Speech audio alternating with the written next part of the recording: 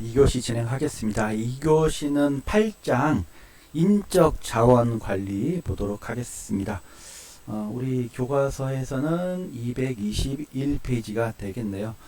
우리가 행정론에서도 인사관리 한번 배웠을 테고요. 그리고 예산관리도 배웠을 거고요. 거기서 이제 우리가 그 인적자원관리라고 하는 부분 자체가 굉장히 중요하잖아요. 그러니까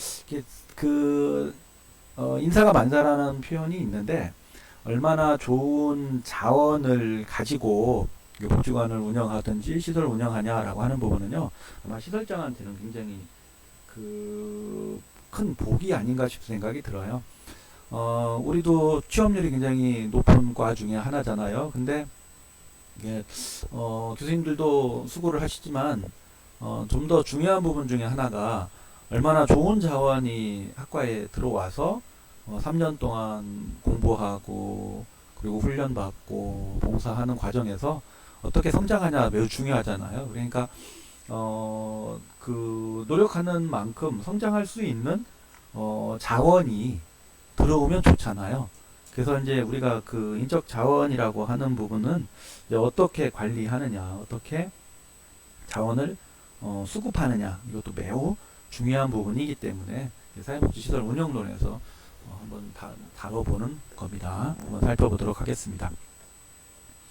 인적자원관리의 의미 보시면, 인적자원관리는 경영관리 직능 중에서 직능의 한 부분으로서 조직의 유지, 발전을 위해서 적시에 직무 요건에 맞는 인원을 계획하고 조달, 활용, 유지, 배치하여 평가하는 과정이다.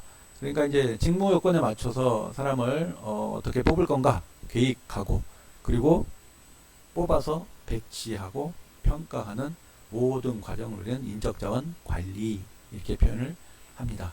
자, 두 번째, 근로자의 채용 관리, 근로자의 능력 개발 관리, 노동위협 관리 등을 포함하고 있는데, 조직의 효율성을 높이기 위해서는 채용에서부터 해고에 이르기까지 인적자원 관리에 있어서 더 과학적이고 효율적인 관리 원칙이 이행되어야 하며, 조직 목표 수행을 손쉽고 조직 역량도 증대될 수 있다.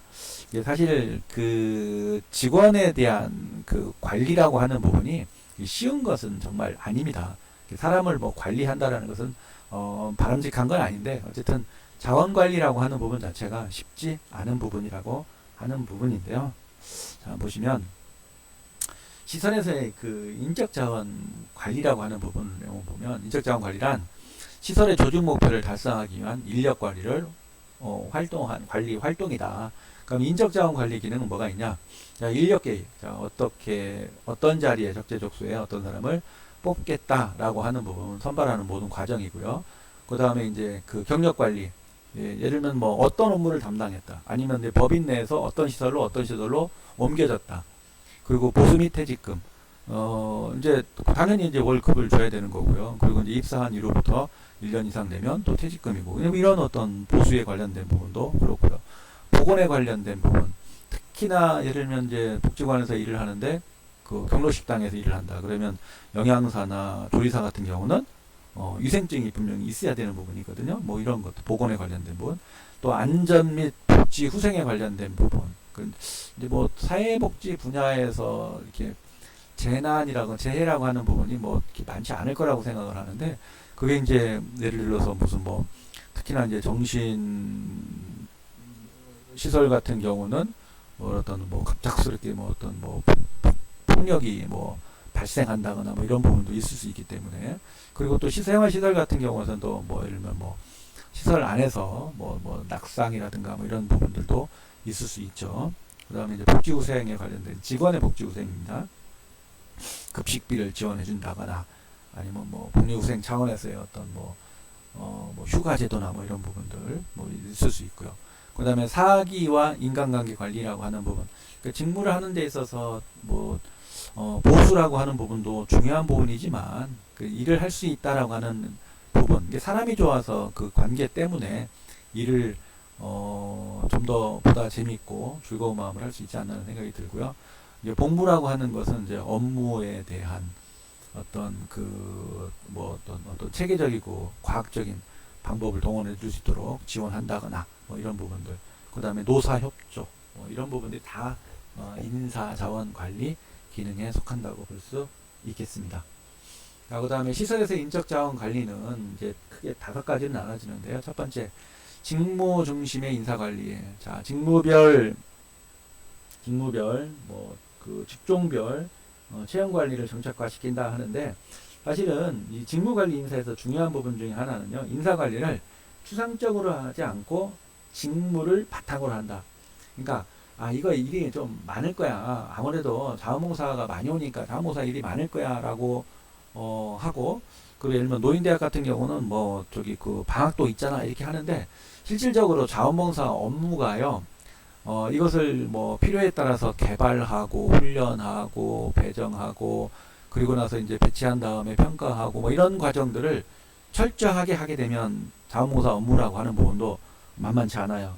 근데 실질적으로 자원봉사를 필요로 하는 부서가 그 자원봉사를 직접적으로 개발해가지고 활용하는 경우가 많기 때문에 자원봉사 업무 담당자가 많은 일을 또 하지 않을 수도 있는 부분이에요. 그러니까 보여주는 것이 자원봉사자에 대한 어떤 횟수 내지는 사람 수로 보면 업무가 양이 많을 수 있을 것 같이 보이지만, 그래서 이것을 추상적으로 인사관리 하는 게 아니라요, 실제 직무를 분석을 통해 가지고 인사관리를 하는 것이 맞다 이거고요. 두 번째는 직무 중심의 채용 관리가 이루어야 되고, 그리고 인사평가에서 업적 평가로, 그러니까 예를 들면 자리별이 아니라 실제로 어떤 일을 거기서 했느냐라고 하는 부분, 예를 들면 다양하게 볼 수 있는데, 프로포절을 해서 얼마를 후원을 받았다라든가, 아니면 어떤 걸 통해서 특히나 이제 노인 일자리 사업이라고 하는 부분에서 시상을 많이 해주고 그러는데, 우리도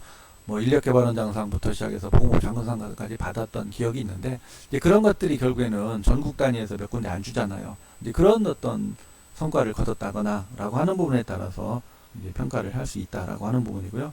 그 다음에 능력주의 승진 및 보상관리. 그러니까 뒤에도 나오는 부분인데, 연공서열보다는 아무래도 이제 능력에 따라서, 특히나 요즘에 많이 바뀌긴 했습니다. 공무원들 같은 경우도. 그리고 이제 여러분 보세요. 과연 오래된 사람이 승진을 먼저 하는 것이 바람직하냐? 아니다. 그것보다는 능력 중심이다. 어떻게 보면 능력 중심이라고 하는 부분이 냉정할 수도 있고, 너무 업무 중심이라고 보여지는 부분이 있다라고도 볼 수 있는데, 그렇지 않으면 당연히 된다라고 하면요, 그 자리에 대한 업무에 대한 책임성과 자기개발이라고 하는 부분이 조금 더 부족한 부분이 있을 수 있기 때문에, 능력주의 중심의 승진이라고 하는 부분은 일정 부분 바람직하지 않나라는 생각이 들고요. 두 번째, 능력주의 인사관행의 정착과, 그러니까 연공주의 인사관행에서 탈피해서 능력주의가 뿌리내려야 한다. 이제 너무 냉정하게 바라보는 부분도 없잖아 있습니다. 세 번째, 사람 중심의 조직 및 인사관리에서 일 중심. 너는 나하고 친하잖아. 너는 내 후배잖아. 이런 어떤 중심의 사람이 중심이 되는 인사관리는 배제해야 된다. 그래서 어떤 업무를 어떤 사업이 어떤 클라이언트한테 라고 하는 일중심으로 사실은 전환될 필요가 있다라는 생각이 듭니다. 어떤 사람들은 예를 들면 팀장이나 국장하고 너무 친해요. 그러다 보니까 친하니까 일을 잘못해도 뭐라 안 하고, 그리고 또 사람을 많이 그쪽에 배치를 시켜주는 부분들을 중간에 이렇게 확인할 수 있거든요. 그러니까 사람 중심의 사업보다는, 어쨌든 이것도 우리가 클라이언트가 있는 거고, 그리고 또 사업이라고 하는 일 중심의 전환이라고 하는 부분들이 좀 반드시 필요하지 않을까 싶은 생각이 듭니다. 네 번째는 행동과학적 접근에 대한 인사관리인데요.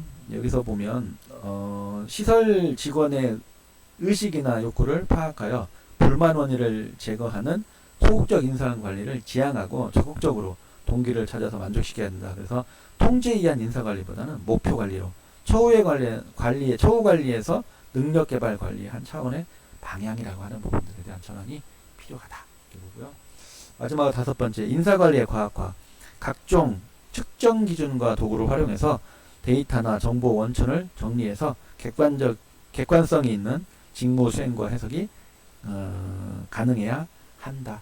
그러니까 이게 노동의 강도, 그리고 업무에 대한 어떤 그 양적 측정, 그리고 이제 정신적인 부분, 이게 다양한 측면에서의 그 측정을 통해 가지고 인사 관리가 돼야 된다. 뭐 어딘 일이 많은데 일찍 퇴근해요. 근데 이제 그런 것들이 이제 조금 단순 반복적인 거예요. 예를 들면 이제 부천 같은 데 가면 그 낮 동안에 좀 바쁘게 지나는 경우가 있어요. 특히나 이제 어디가 그러냐면 민원실 같은 경우는, 이 민원실은 민원이 있을 때 접수가 되고 필요한 서류들이 발급되는 곳이잖아요. 그 6시가 딱 되면 민원이 안 오잖아요. 그럼 바로 퇴근할 수 있어요. 요즘에 이제 시스템이 잘 되어 있어서 모든 어떤 통계 처리가 잘 되어 있기 때문에.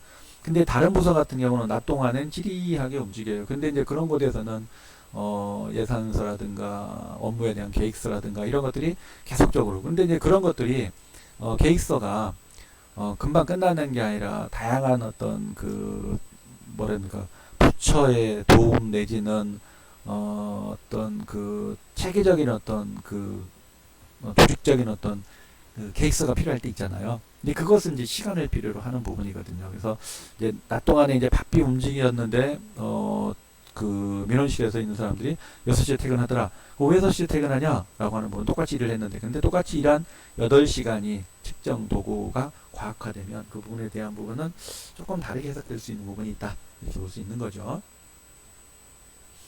그 다음에 인적 자원의 그 수급 계획인데요. 조건이 필요로 하는 인력의 양과질을 획득하여 최대한 활용하며 잠재력 있는 인력의 부족 현상과 어떤 때는 과잉 상태를 예측하여 적절히 대응한다. 예, 인력이 어떤 때는 남아돌 수도 있고 어떤 때는 부족할 수도 있다라고 하는 부분인 거잖아요. 이제 그런 의미에서 본다라고 한다면 우리가 그 인적 자원의 수급 계획에서는 또 부족과 과잉 이걸 잘 측정하는 부분들이 필요하다라는 생각이 들고요. 그 다음에 채용인데요. 채용은 이제 모집하고 선발하고 마지막에 이제 임명하는 과정을 거치게 되는데, 어쨌든 간에 신규 채용은 직위에 관계없이 공개 모집하는 것을 원칙으로 하고 있습니다. 그 다음에 채용 관련해서는 15일 이상 공고를 해야 되고요. 그래서 필요에 따라서는 뭐 일주일만 하는 경우도 있고 한데, 원칙적으로는 공개 채용 원칙이다.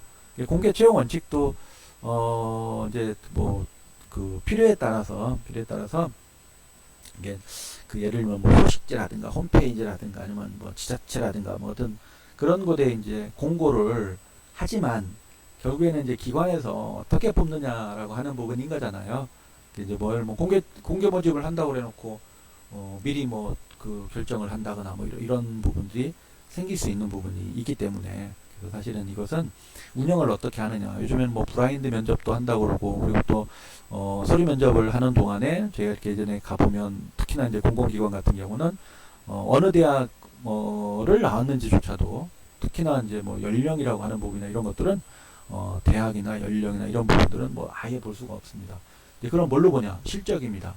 어떤 연구를 참여했는지, 또 어떻게 어디에서 경험을 갖고 있는지, 이런 것들을 가지고 서류 면접을 먼저 통과를 시키고, 그리고 이제 직접적으로 이제 그 면접하는 과정에서 이제 질문을 통해서 하게 되는 거거든요. 그 다음에 시설의 직원으로서 적정한 인물을 신규로 충원하는 것을 의미하며 그 과정을 모집, 공고하고 선발, 심사하고 임명, 합격 발표를 통해서 이런 과정을 거친다. 이렇게 보는 거고요. 채용 담당자는 임용 후보자 명부를 작성해서 직급별로 시험 성적에 의해서 작성한 것을 원칙으로 하고, 채용 인원 동수 혹은 2, 3배를 추천하여서 임용권자가 결정하도록 한다. 자, 지원자에 대한 그 정보를 수집하는 경우가 이제 발생을 하게 되는데, 어떻게 하냐면 기본적인 신상 파악을 위한 지원서를 통한 서류 심사를 먼저 하고, 그리고 지원자의 지식, 경험, 그 개인적 감정, 특성을 파악하기 위해서 면접을 실시하고, 근데 면접이 뭐 길어봐야 뭐 15분, 20분, 길어봐야 30분인데 면접하는 동안에 사실은 개인의 감정을 파악하는 것은 사실 쉽지만은 않습니다. 이제 보통 우리가 지식이라는 측면하고 인성 측면 뭐 이렇게 해서 그 질문을 하고 그러는데, 특히나 인성에 관련된 부분은요 쉽지만은 않습니다. 지식은 질문을 했을 때 아냐 모르냐라고 하는 부분에 대한 명확하게 일정 부분 나올 수 있잖아요.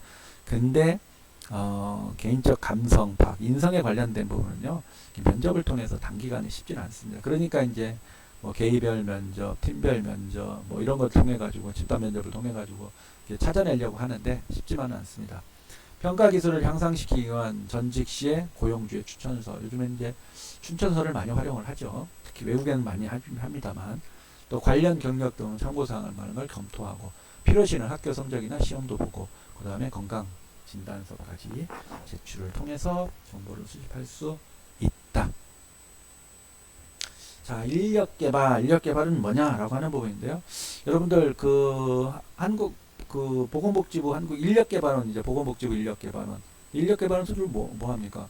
예를 들어서 사회복무요원들 교육 배치 뭐 이런 것들 교육 훈련 중심으로 하고 있는 부분이잖아요. 그러니까 그런 걸 보면 보세요. 시설에서 활동하는 직원들의 소양과 능력을 개발하고 직무 수행에 필요한 기술과 지식을 향상시키고 가치와 태도를 바람직한 방향으로 변화시키기 위한 교육과 훈련 활동이다. 그래서 그런 것을 하는 곳이 인력개발원, 한국사회복지인력개발원 이게 있지 않습니까? 그 다음에 새로운 기술의 등장, 정책이나 절차의 변화, 외부 지역사회로부터의 욕구와 기대 변화 등과 같은 환경적 변화에 기존 인력도 새로운 환경에 적응하기 위한 노력이 필요하다. 그런 의미로 인력개발이라는 것을 쓴다.